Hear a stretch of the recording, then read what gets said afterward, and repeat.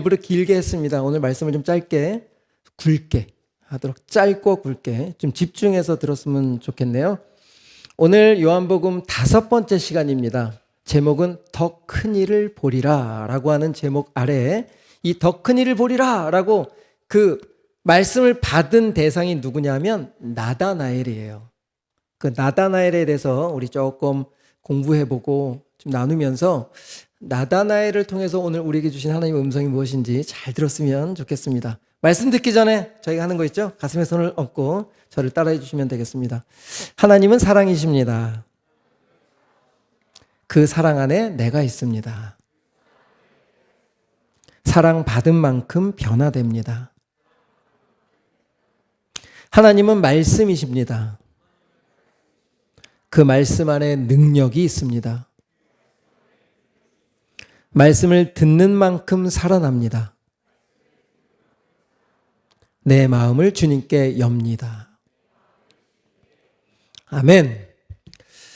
자, 요한복음 1장의 마지막 부분입니다. 오늘 51절까지 45절에서 51절까지 있는 내용을 가지고 여러분들과 말씀을 나누려고 합니다. 먼저 45절 한번 먼저 읽도록 하겠습니다. 오늘 사건의 시작입니다. 오늘 사건이 어떻게 진행되는지 이 45절에 다 기록되어 있거든요. 우리 자세하게 읽어보겠습니다. 시작.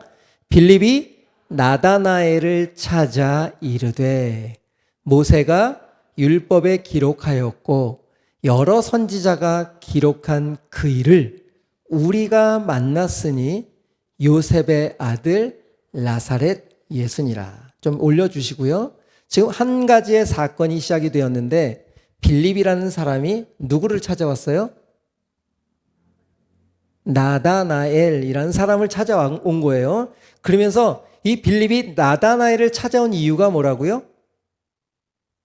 내가 그동안 모세 율법이라는 것은 모세가 기록한 창세기, 출애굽기, 레위기, 민수기, 신명기, 모세 5경을 이야기하거든요.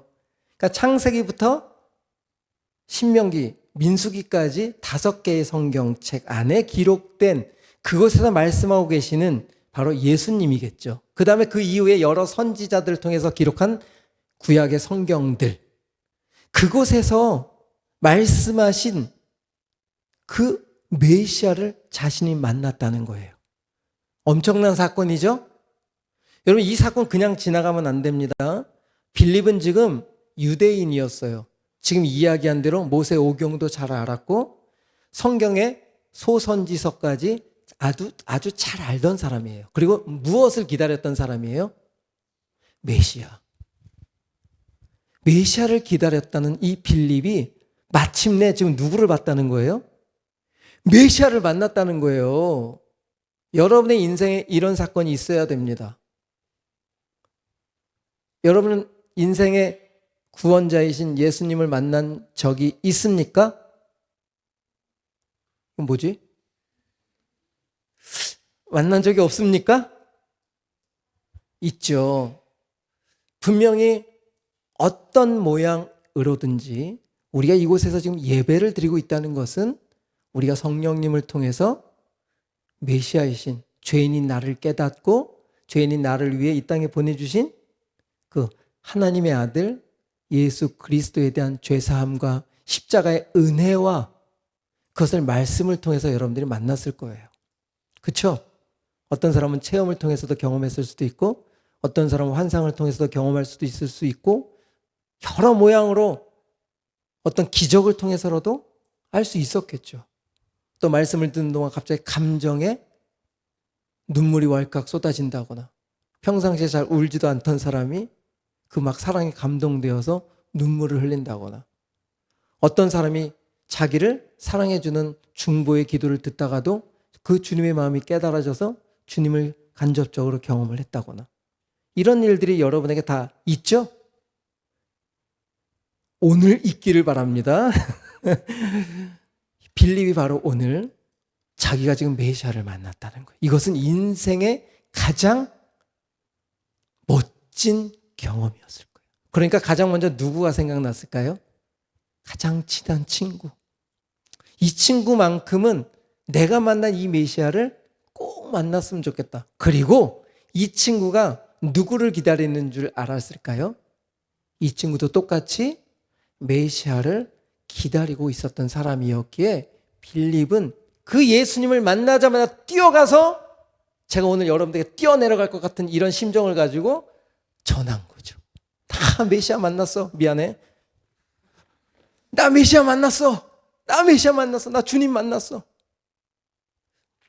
여러분, 이 45절의 이 한 사건은 빌립에게는 엄청난 인생의 최대 사건입니다.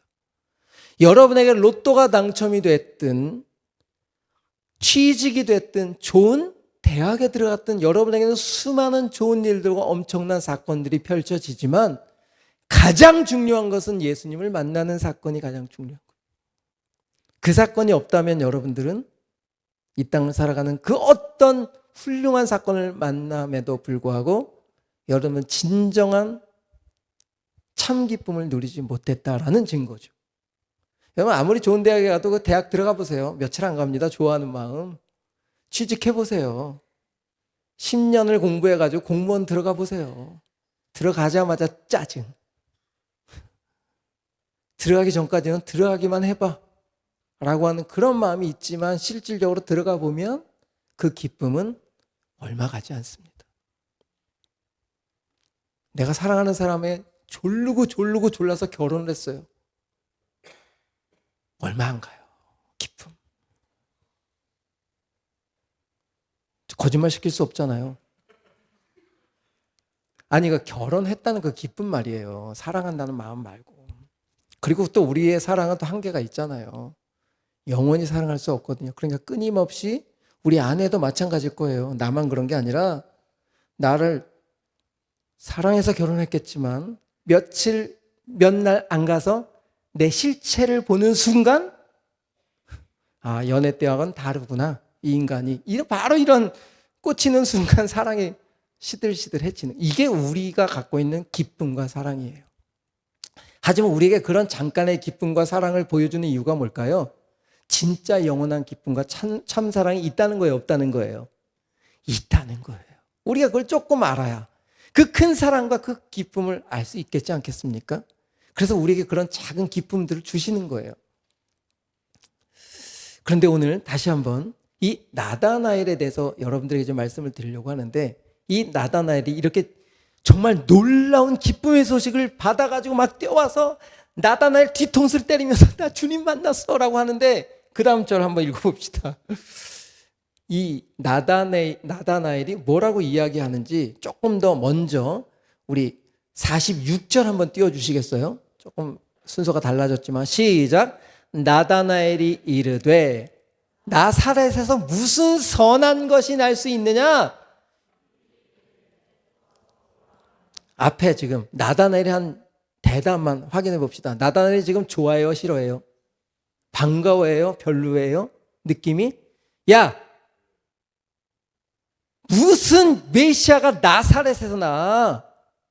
말도 안 되는 소리 하고 있어 라고 분명히 자기 의사를 표현했어요. 그러면 이 나다나엘은 왜 나사렛 예수니까 메시아가 아니라고 거절을 했을까요? 왜 그랬을까요? 분명히 성경 미가서 5장 2절에 보면 너희를 다스릴 자가 베들레헴에서 날 거야 라고 기록했거든요. 성경대로라면 나사렛에서 난 사람은 메시아예요, 아니에요? 나사렛에 진짜 태어났다면 메시아가 아니죠. 성경대로 오셔야 되니까. 그런데 예수님은 나사렛에서 자랐지 실질적으로 어디서 태어났어요? 아버지 요셉이 호적을 신고해야 돼서 고향인 베들레헴으로 가서, 베들레헴에서 해산때가 돼 어디서 말구유에서 예수님을 낳았어요. 그러니까 예수님은 어디서 태어난 거예요? 베들레헴. 성경대로 오신 분 맞죠? 그런데 우리는 그것을 모르니까 그때 헤롯 왕이 2살 아래 모든 아이, 자기가 왕인데 이 동방박사가 진짜 메시아가 왔다고, 만왕의 왕이 왔다고 하니까 그 싹을 죽이려고, 모든 아이를 죽이려고 하니까 그때 하나님이 천사를 통해서 알려주죠. 너 잠깐 피해 있어라, 애굽으로. 예수님을 데리고 엄마 아빠가 애굽으로 피했다가 어디로 돌아와요? 헤롯이 죽으니까 나사렛이란 동네에 와서 터를 잡은 거예요. 거기서 자라신 거죠. 그러니까 어렸을 때의 이야기니까 많은 사람들이 나사렛 예수라고 부르지만 그 예수는 어디서 태어났어요? 성경대로 베들레헴에서 태어나신 하나님 보내신 메시아가 맞아요. 그런데 지금 나다나엘이라는 사람은 무엇 때문에 진짜 메시아를 만나지 않고 있는 거죠? 자기가 갖고 있는 지식 때문에. 여러분, 이거 아주 중요한 이야기입니다. 우리가 성경을 많이 알고 있는 것 때문에 도리어 하나님의 능력을 부인할 수 있다는 사실이에요. 야, 나는 내 하나님은 두려워 말라, 놀라지 말라, 내가 너의 하나님이 됨이라, 이런 좋은 말씀들은 우리가 너무 좋아해. 그런데 우리를 저주하는, 바벨론을 좀 무너뜨리는, 또 탕자가 망가지는 이런 말씀도 성경에 있죠. 이런 성경은 별로 뽑았을 때 다시 집어넣어. 송구영신 예배 때 쑥 뽑았는데 조금 힘겨운 말씀이어서 다른 거. 그러면서 내가 너를 붙들 거야, 막 이런 말씀은 막 신나가지고. 여러분, 붙든다는 것 자체가 지금 연약하다는 거예요. 도리어 내가 너를 강하게 세울 거야, 내가 너를 빈들로 보낼 거야 라면 지금 내가 어떤 상태라는 거예요? 믿음 안에 잘 서가고 있다는 증거인데, 우리는 우리의 상태를 너무 잘 아니까 막 그러니까 좋은 말씀, 너 절대 안 넘어질 거야, 넘어져도 다시 일어날 거야, 뭐 이런 말씀에는 신나가지고 붙잡는데 바로 자기 상태를 이야기하고 있는 거거든요. 근데 우리 지금 다시 말씀드리면, 우리가 성경에 대해서 얄팍한 지식만 가지고 그 정도의 하나님이다라고 생각을 하기 때문에 더 이상 크신 하나님을 만날 수 있다 없다? 없다는 거예요. 근데 진짜 하나님은 시편 106편 1절의 말씀처럼 할렐루야, 하나님은 선하시고 인자하심이 영원합니다. 그러면 그 선이라는 단어는 하나님의 합당한 자로 만들어가는 과정을 얘기하거든요. 근데 그 합당하게 만들어가는 과정이 모세를 잠깐 비유하면, 합당한 존재로 가기 위해서 40년 동안 어디가 필요했어요? 미디안 광야가 필요했어요. 다윗에게는 한 20년 동안 사울 왕으로부터 죽임을 당하는, 어려움을 당하는 코스가 필요했어요. 아브라함에게는 하나님 부르심 이후에 수많은 시간들을 걸쳐 내가 아이를 낳지 못할 만큼 되는, 최소한 75세에 부름받아서 100세 아이를 낳았으니까 25년이 걸렸어요. 그러면 하나님의 선하심은 좋은 일들만 있는 건가요?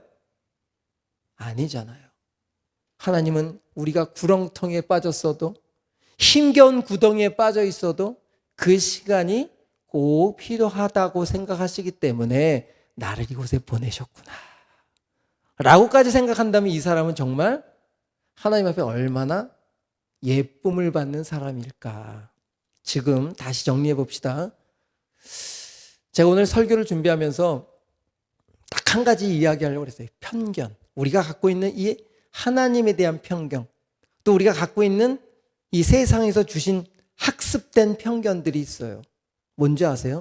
오늘 나다나엘이 이런 편견을 가진 것처럼, 나다나엘이 어디 출신이냐면, 사진 하나 띄워주세요. 지도.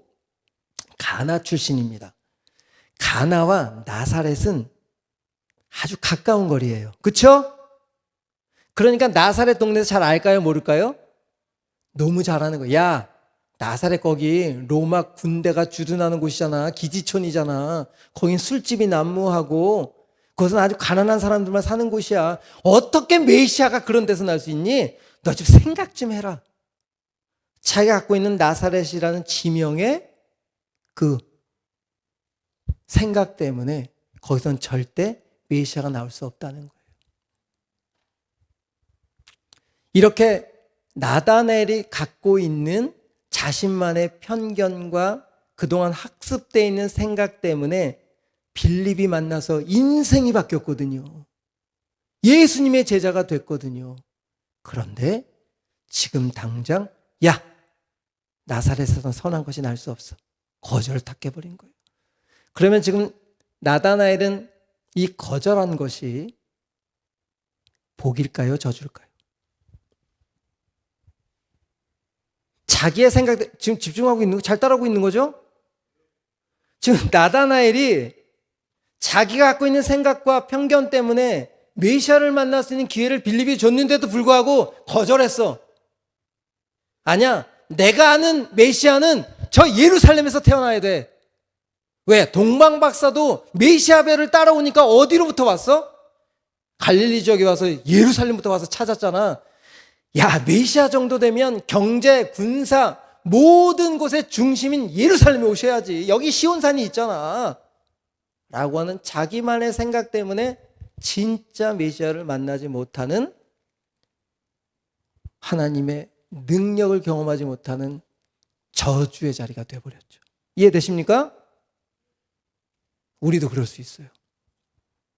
왜 나를 이런 집안에 태어나게 하셔서 조금 더 좋은 집안에 태어나게 하셨다면 이라는 편견. 나를 왜 이렇게 소심한 사람으로 만들어서 적극적으로 좀 만들어 놓으셨으면, MBTI에 적극적인 사람이 저 같은 사람이라고 그러더라고요. 뭐지? ES 뭐 하여튼 그래. 그런데 여러분, 이런 내가 갖고 있는 학습되어 있는 것들 때문에 내가 하나님의 일을 어떻게 해? 난 할 수 없어. 그러면서 계속 누구를 제한시키고 있는 겁니까 지금? 아니, 우리를 창조하신 하나님을 제한시키고 있는 거잖아요. 여러분이 그렇게 신앙생활을 할 수 있다는 거예요. 그렇다고 여러분 무턱대고 뭐든지 해보라는 게 아닙니다. 하나님이 말씀하셨다면 거기에 움직여보는 거죠. 나다나엘이 요한복음에만 나옵니다. 나다나엘이라는 사람은 요한복음에만 나와요. 그러면 나다나엘을 많은 신학자들이 바돌로메와 동일인일 것이다 라고 이야기합니다. 바돌로메는 누군지 알아요? 나다나엘은 지금 내가 설명했잖아요. 나다나엘은 누구의 친구라고? 빌립의 친구고 구약을 아주 잘 아는 사람이었고, 그리고 예수님이 나다나엘을 이렇게 표현하고 있어요. 우리 몇 절을 볼 거냐면 1장 48절부터 볼까요? 48절. 나중에 나다나엘이 빌립의 간구에 의해서 갑니다. 그런데 예수님이 이렇게, 나다나엘아, 내가 너 무화과 나무 아래에 있을 때 보았어 라고 이야기하고 있어요. 여기 여러분들이 잘 생각해야 돼요. 요 48절 무화과 나무 아래에 있었다라고 하는 의미를 여러분들이 알아야 돼요. 자, 여러분들이 생각하는 무화과 나무는 얼마나 크기라고 생각합니까? 그렇죠. 한국의 무화과 나무는 별로 안 커요. 사진 한번 볼까요? 이스라엘의 무화과 나무 이렇게 큽니다. 7m까지 자라요. 그래서 무화과 나무 아래는 이들의 쉼터입니다. 저 밑에서 낮잠도 자고 저기서 나오는 열매도 따먹고 또 저 밑에서 성경을 읽고 성경 공부를 하는 곳이 무화과 나무 아래라고 하는 의미가 숨어져 있는 거예요. 그러니까 지금 예수님께서 나다나엘을 딱 불렀을 때, 야, 너 무화과 나무 아래에 있었다라고 한 것은 외모를 본 것이 아니라 나다나엘이 그 무화과 나무 아래에서 무엇을 했다는 거예요? 성경을 연구하고 내가 만날 메시아에 대해서 갈망하고 있고 그런 마음이 있었다는 걸 알고 계시는 거예요. 여러분, 우리가 선입견을 갖고 있어도 이렇게 빌립의 간구에 의해서 나다나엘이 나중에 그래 한번 가보지 뭐 해가지고 가요. 갔을 때 우리 주님이 너의 그 진심된 마음, 나를 오해하고 너가 갖고 있는 편견과 네가 갖고 있는 학습된 내용 때문에 나를 메시아로 믿지 못해도 내가 앞으로 알려줄게. 그러면서 뭘부터 알려주는 거예요? 네가 구약 성경에서 그렇게 연구한 대로 그 메시아 맞아 라고 좀 가르쳐 주는 거예요. 그러니까 우리가 편견이 있고 의심이 있어도 우리가 나와서 하나님 앞에 예배하고 하나님을 알고 싶어하는 그 마음을 가지고 나왔다면 하나님 그 마음을 너무 예쁘게 보시는 거예요.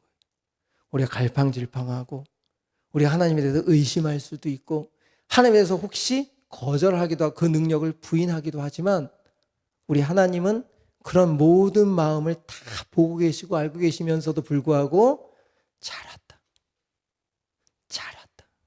라고 하시는 거예요. 여러분, 제가 여러분들에게 이 이야기를 하고 싶어요. 나다나엘이 지금 누구라 그랬습니까? 뭐라고요? 바돌롬에. 자, 그러면 여러분들 바라고 시작하는 이름 같은 게 있어요. 바요나 시모나. 또 38년 된 병자가 하나 있었죠. 바예수라는 사람도 있었고, 또 바디메오도 있었고, 그쵸? 앞에 바자가 꽤 있죠? 근데 이 바라는 것은 아람어예요. 뭐뭐뭐의 아들이란 뜻입니다. 그러니까 바돌로메 하면 돌로메의 아들, 또 바디메오 하면 디메오의 아들, 바요나 하면 요나의 아들, 이런 뜻이에요. 그러니까 바돌로메는 이름이에요, 별명이에요? 별칭인 거예요. 이름이 아닌 거예요. 그런데 지금 나다나엘이 누구랑 짝해 있습니까, 지금? 빌립이랑 짝하고 있잖아요. 그러니까 요한복음에 나온다고 했죠. 제가 나다나엘 잘 기억하세요. 그런데 공관복음, 마태, 마가, 누가에는 이 빌립과 짝지어 있는 사람이 누군지를 보면 될 거 아니에요. 그죠? 자, 우리 한번 볼까요? 마태복음. 우리 한번 찾아보겠습니다. 예수님이 부르실 때 10장 3절 빌립과 바돌로메. 그렇죠? 나다나엘의 친구인 그 나다나엘을 바돌로메, 그러니까 톨마이의 아들, 바로 나다나엘의 아버지가 톨마이거든요. 그러니까 바돌로메가 누구라고요? 이제 나다나엘이라는 거예요. 자, 마가복음에도 그렇게 기록되어 있습니다. 마가복음 3장 18절에 빌립과 바돌로메, 이렇게 다 짝을 이루고 있어요. 형제들끼리, 가까운 사람끼리. 누가복음에도 베드로라고도 이름을 주신 시몬과 그의 동생 안드레와 야고보와 요한과 빌립과 나다나엘. 그렇죠? 그러니까 나다나엘과 바돌로메는 같은 사람이에요. 그렇다면 여기서 우리가 이제 마지막으로 정리해 봅시다. 하나님의 아들 메시아이신 예수를 빌립이 만나고 그 메시아를 전해주기 위해서 왔지만 자기의 생각으로 거절했던 이 나다나엘이 어느 순간 누구의 제자가 돼 있어요? 예수님의 제자가 돼 있죠. 여러분, 이 공관복음과 요한복음을 연결해 보면 우리가 갖고 있는 편견과 우리가 갖고 있는 하나님에 대한 오해와 내가 갖고 있는 알량한 지식 때문에 하나님을 거절하고 하나님이 지금 아니다 싶은 우리들도 빌립의 간곡한 부탁에 예수님을 향해 첫 발을 띄니까, 예수님만 만나니까 누가 돼 있어요? 예수님의 제자가 돼 있어요. 자, 요한복음 21장이면 마지막 장입니다. 이 지금 바돌로메가 어떤 모습까지 봤는지 한번 볼까요? 요한복음 21장 1절 우리 한번 보겠습니다. 시작. 그 후에 예수께서 디베랴 호수에서 또 제자들에게 자기를 나타내신 일은, 요 21장이면 예수님이 십자가에 죽으시고 부활하셔서 자기 몸을 제자들에게 보여줄 때거든요. 그러니까 지금 나다나엘은 예수님이 십자가에 죽으신 걸 봤을까요? 못 봤을까요? 예수님이 제자였으니까 보았겠죠. 그리고 그 예수님이 내가 생각했던 정치적인 힘 있는 다윗의 왕권을 가지고 로마를 쓸어버리고 이스라엘을 다시 회복할 그런 정치적인 강력한 메시아임을 끝까지 경험을, 그래야 내가 생각하는 메시아인데, 내가 생각하는 메시아가 바로 그래야 되는데 라고 하면서 지금 누구 제자로 계속 있었던 거예요? 3년 동안. 예수님의 제자로 3년 동안 계속 있으면서도 베드로도 요한도 마찬가지로 예수님 십자가에 딱 돌아가셨을 때, 로마 군병에 의해서 딱 잡혔을 때 다 도망갔잖아요. 왜 도망간 거예요? 진짜 메시아로 생각했으면 도망갔어요? 자기가 생각했던 메시아가 아니었거든요. 하나님의 아들이면 어떻게 죽을 수가 있어?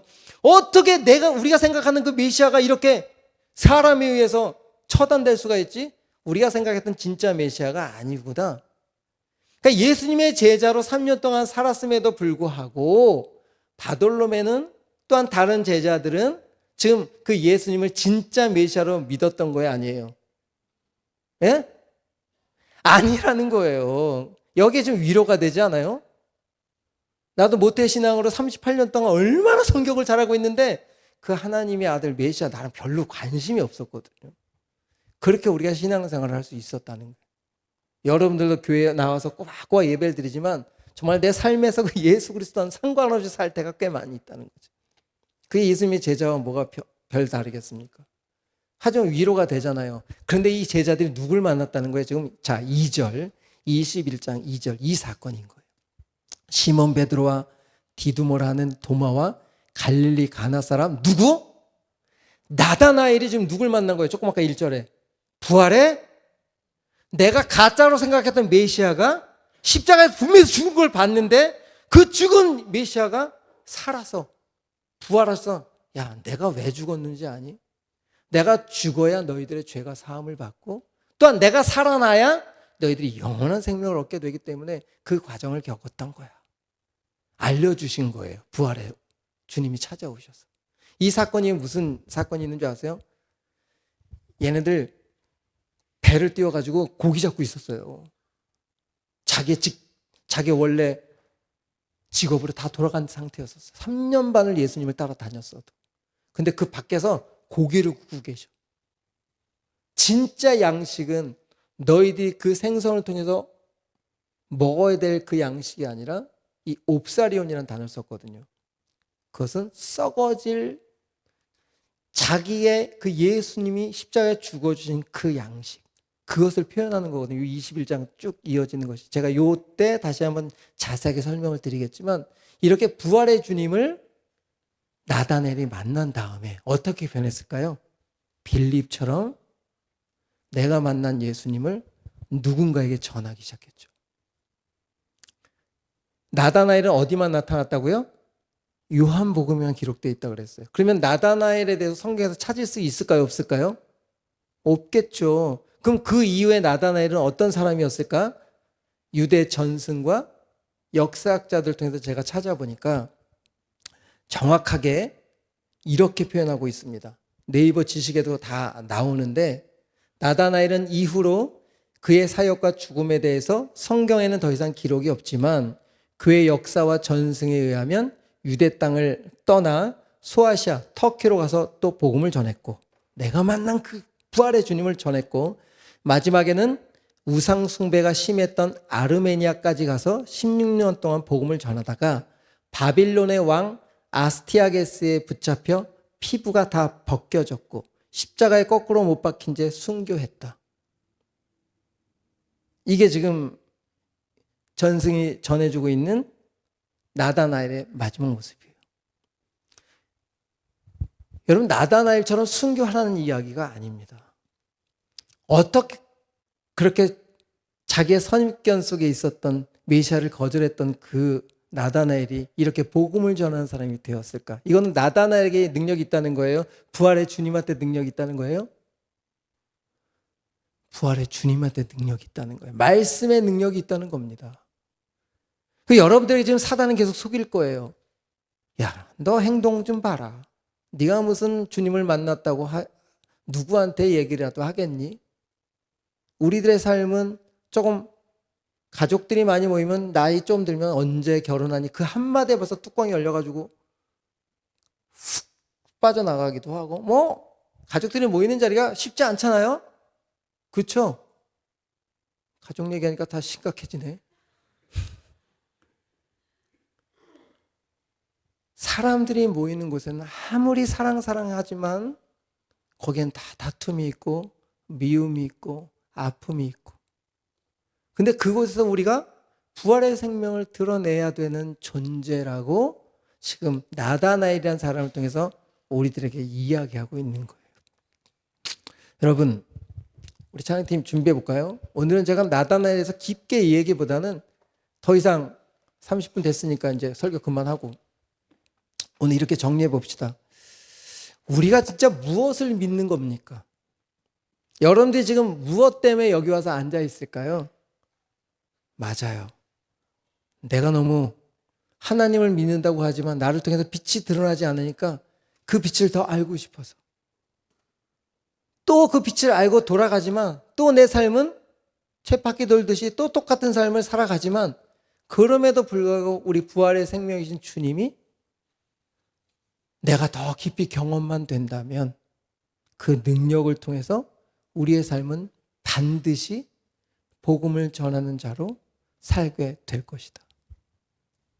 이것은 우리에게 있는 능력이 아니라 그분에게 능력이 있다 라는 것을 나다나엘이라는 사람을 통해서 요한은 우리들에게 도전을 주고 있는 거죠.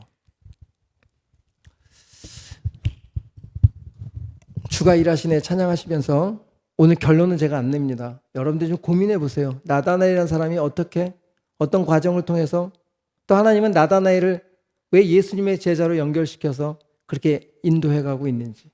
바로 나다나엘이 우리거든요. 하나님은 끊임없이 우리에게 말씀하실 것이고 우리가 하나님의 빛으로 살아가도록 우리의 열심이 아닌 하나님의 열심으로 일하고 계시다라는 사실을 경험해 봤으면 좋겠어요. 우리 찬양하겠습니다.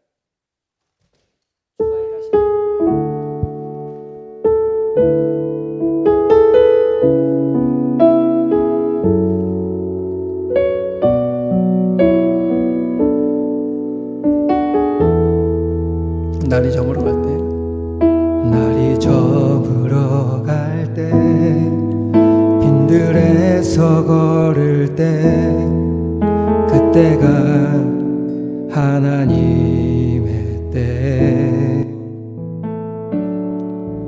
내 힘으로 안 될 때, 빈손으로 걸을 때, 내가 고백해 여호와. 우리 다시 한번. 날이 저물어 갈 때, 날이 저물어 갈 때, 빈들에서 걸을 때, 그때가 하나님의 때. 내 힘으로 안 될 때, 빈손으로 걸을 때, 내가 고백해 주가 일하시네. 주가 일하시네. 주가 일하시네. 주께 아끼지 않는 자에게 주가 일하시네. 주가 일하시네.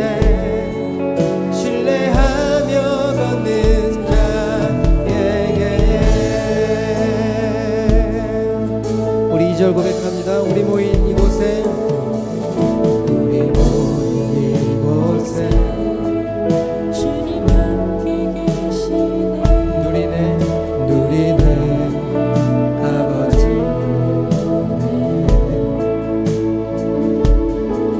적은 떡과 물고기 내 모든 걸 드릴 때 모두 고백해.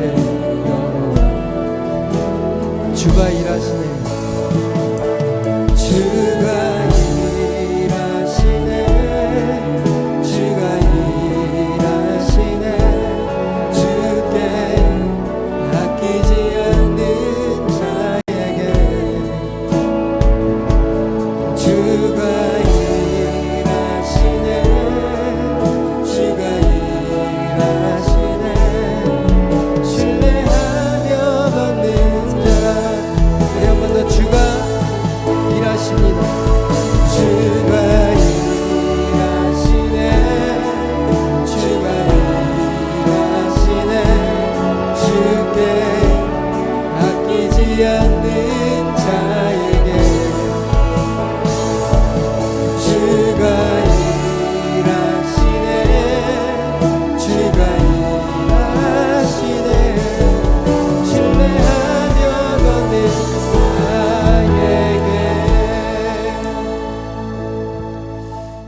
성경의 모든 이야기들은 우리가 움직여서 무엇을 한 것처럼 우리가 혹 느껴진다면 여러분들은 성경을 잘못 읽고 있는 겁니다. 하나님이 빌립을 만나주셨고 빌립의 마음을 감동시키셨고 빌립 가운데 나다나엘을 생각하게 하셨고 그 작은 마음에 순종할 때 나다나엘은 나중에 예수님의 제자가 되었어. 그리고 나다나엘을 통해서 아르메니아가 지금까지 기독교 국가로, 지금은 뭐 많이 바뀌었지만, 그렇게 우리에게 주어진 하나님의 말씀은 영원합니다. 능력이 있습니다. 생명이 있습니다. 근데 우리의 알량한 편견으로 내가 갖고 있는 생각 때문에 그 하나님을 계속 제한하는 거예요. 아, 이래도 안 되는데, 저래서 안 되는데. 그런데 하나님은 그런 제한과 편견 속에서도 나다나엘을 끝까지 스커트 미사일처럼 쫓아가셔서 마침내 당신의 제자로 세워가시는 거죠. 이게 우리 하나님의 방법입니다. 하나님의 일하심입니다. 여러분 이미 하나님의 목표물에 설정돼 있어요. 그래서 여러분들이 기대가 되는 거예요. 여러분들 자체 모습은 다 편견과 오만과 지금 당장은 뭔가 드러날 수 없는 사람들이지만, 하나님의 시선으로 여러분을 바라본다면 여러분들은 그렇게 살면 안 되는 거예요. 왜 내가 죄의 시궁창 속에서 이렇게 허우적대야 될까요? 좀 시선을 멀리 보세요. 나라는 사람은 하나님의 오른손으로 복음을 전해야 될 사람입니다. 오늘도 그 하나님의 두드림 가운데 우리를 좀 두드리고 계십니다. 그 하나님 앞에 기도합시다. 하나님, 여러분의 입술을 통해서 기도해 보세요. 옆 사람 신경 쓰지만, 하나님, 그렇게 나를 목표물로 세우셨습니까? 감사합니다. 그 목표물에 제가 하루속히 반응하게 해주십시오. 그래서 그 주님이 인도하시는 대로 어딘가 보내지는 그곳에 제가 갈 수 있는 존재가 될 수 있도록 주님 역사해 주옵소서. 우리 기도하며 나가겠습니다. 다 같이 기도합니다.